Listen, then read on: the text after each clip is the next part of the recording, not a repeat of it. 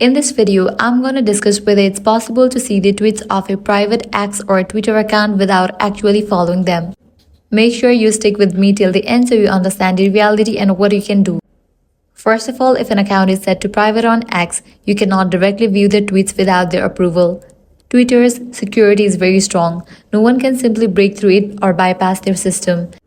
This is the same as Instagram. If someone makes their account private, there is no legitimate way to secretly view their content. So if you see services or apps claiming they can do it, stay away. They are most likely scams. Now, what if you still want to view someone's tweets but don't want them to know it's you? The only alternative is to create a dummy X account. Shanna for a new X account, use a different username and profile picture, send a follow request to the private account. If they accept it, you will be able to view their tweets and photos without revealing your real identity.